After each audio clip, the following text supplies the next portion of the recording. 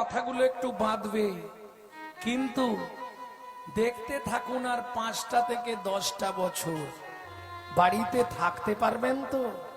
চিন্তার বিষয়। এখনো সময় আছে।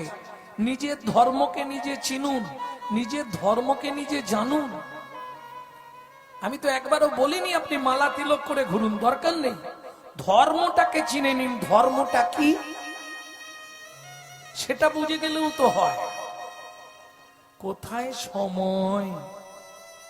সংসারের কাজ করতে করতেই বেলা দুপুর হয়ে যায়। ছেলে মেয়ের স্কুল, বরের অফিস, এদিকে ঝামেলা ওদিকে। আরে সংসার কার নেই? পশুদেরও তো সংসার আছে, জানো? মানুষও ভাত খায়, কুকুরও ভাত খায়।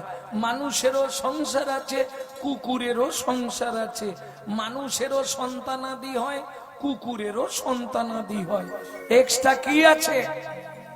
মানুষের মগজে ভরে দিলেন চৈতন্য রূপ জ্ঞান, যার সাহায্যে মানুষ শ্রীকৃষ্ণ চৈতন্য সত্তাকে চিনতে পারে। কুকুরের মগজে ভরে দিলেন নৈতিক চরিত্র জ্ঞান, যেটা মানুষের থেকেও মানুষ ব্যবহার করতে শিখল না। যদি বলেন কেন, তাহলে বলি, একটা মানুষকে নিমন্ত্রণ করে ডেকে বাড়িতে খাওয়াবেন, ও 10 মিনিট পর থেকে আপনার সমালোচনা করতে শুরু করবে। সবই ঠিক করলো, শালা চাটনিতে এত 5 ফোড়ন দিয়েছে না। কেন, কি হলো গো? দাঁতে ঢুকেছে? আর বলিস নি রে ভাই, এটা মানুষের চরিত্র।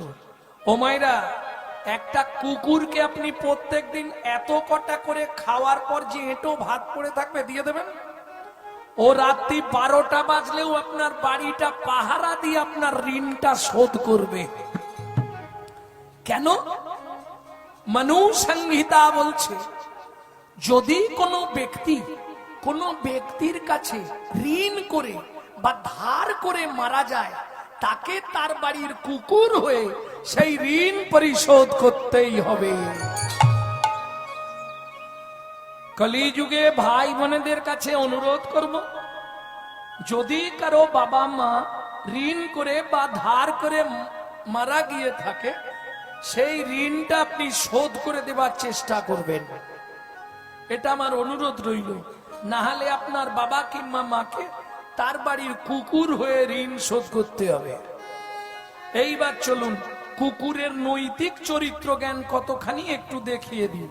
রাত্রি 12টার সময় আপনি বাড়ি ফিরবেন, ও জানা নামটা ধরে একবার